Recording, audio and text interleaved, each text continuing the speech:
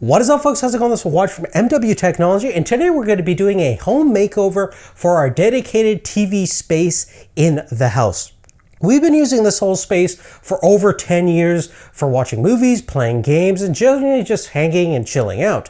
So for a longest time, I wanted to upgrade this current setup that we have right now. It's getting a little bit old, but this setup is definitely not the first one.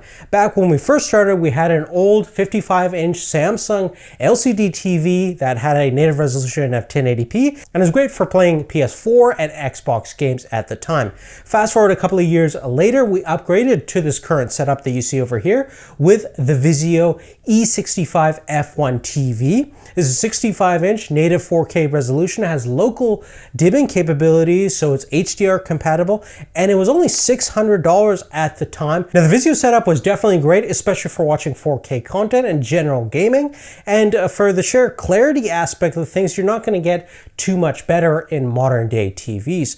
But I knew in the back of my head we wanted to eventually go down the route of OLED TVs, but they were still really expensive until a couple of years down the road to now where we are in late 2024, and they have definitely come down quite a bit.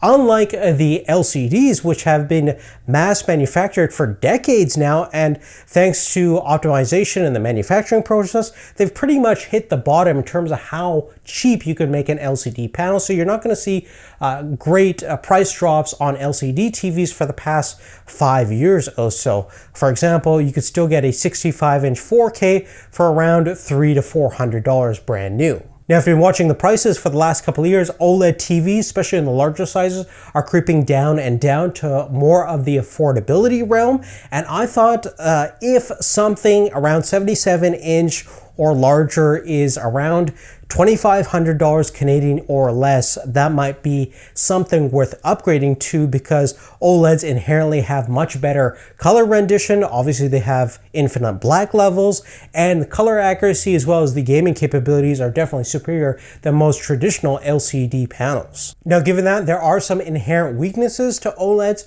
Firstly, they are susceptible to more burn-in issues compared to their LCD counterparts. So longevity-wise, they might not last as long or hold their image quality to the same regards as LCDs, which are pretty much bulletproof and will last mostly to the end of time for the most part. There's been LCD panels for 20 years on straight and there's no real issues. And obviously in terms of brightness, the technology of OLEDs have definitely become brighter and brighter, but there's still QLEDs and certain LCD technologies that can definitely push the brightness greater than most of the early generation OLEDs, but that is slowly changing with the new generation of OLED panels. Now, after doing a ton of research, I think the best most bang for the dollar OLED TVs are going to be one, the Samsung S90c, and two, the LG C3, currently right now in late 2024. The S90c is a little bit newer than the C3. One of the advantages that it has over the C3 is that it has a higher refresh rate of 144 Hz versus 120 Hz on the C3, so a little bit better for gaming and sports watching. The other thing too is it's using a quantum dot OLED panel versus the W OLED panel that's been established well by LG. One of the advantages of quantum dot is that the initial impressions compared to the C3 is that it is a slightly brighter panel. So if you're in a brighter environment, that might be an advantage.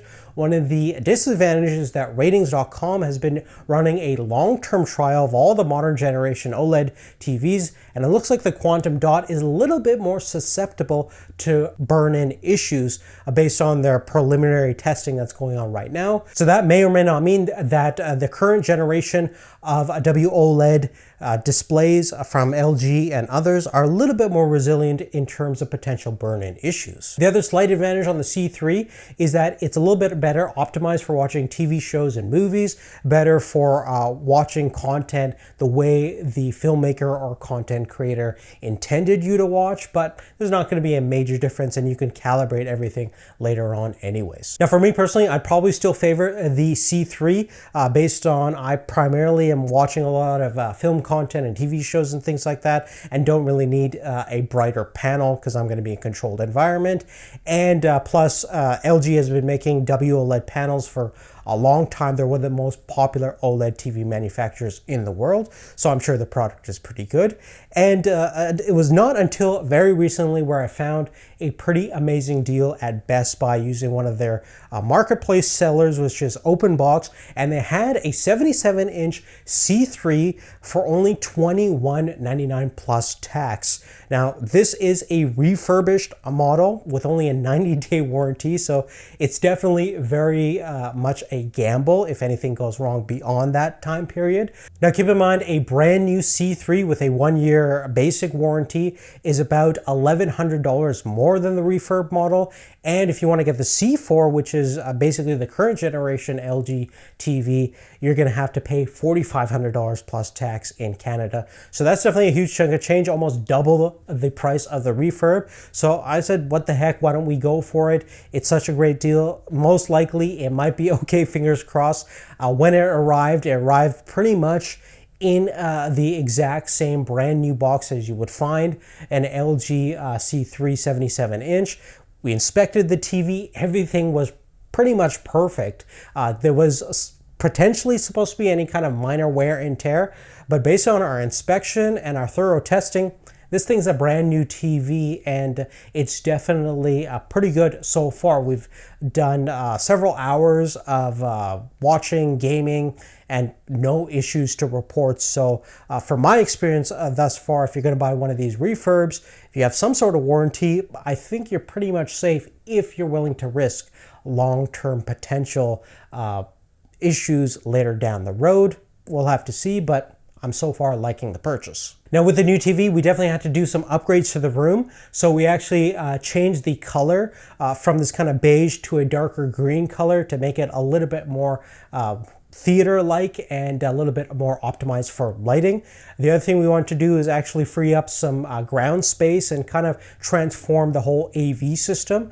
So the first thing we did is got rid of the old grandma couches, listed them free on Facebook, and we managed to find 3 electric recliners, which are space savers, so they take up a lot less space and they're a lot more comfortable than our previous setup. So another thing we want to do is get rid of the floating IKEA TV stand that we had in the previous setup, and we pretty much just wanted the TV right in front with nothing obstructing our view. So that means moving all the AV components to the side out of the way.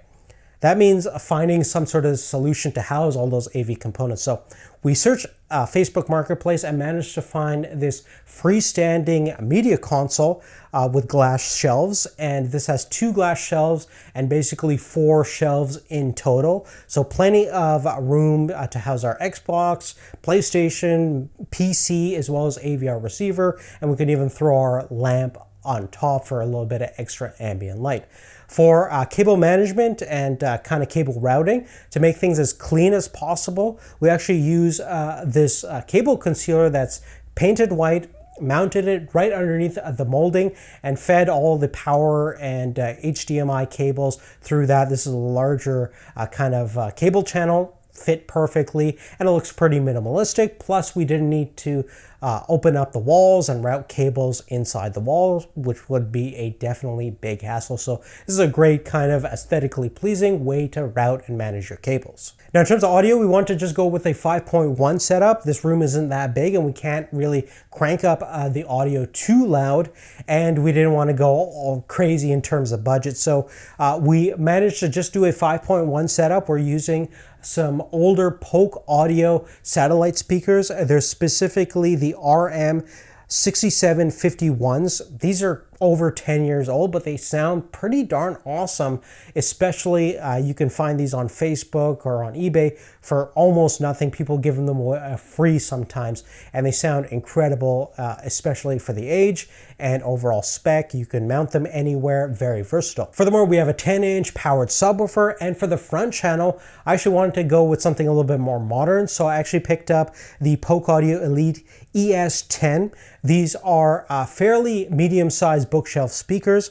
They have a 4-inch woofer and a tweeter. They don't actually sound that much better than the older generation Polk audio satellites that we have at the back, but they certainly look pretty cool, and the sound is kind of secondary from that point on. What isn't secondary though is the center channel. It's the most important speaker you're going to have in a surround sound, so you definitely want to pay most attention to that. All your dialogue, all your front soundstage is going to be generated from that one speaker.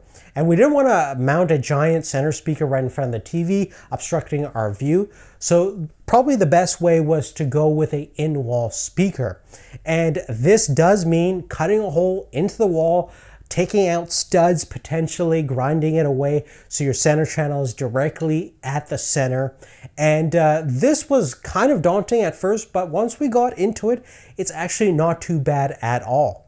Now on Amazon, I actually found an incredible deal on this in-wall speaker by Mica, the MCS. It's a dual 5.2-inch woofer with a 1-inch silk dome tweeter, has excellent mid-range presence, pretty decent low-end, and top-end clarity that's perfect for dialogue.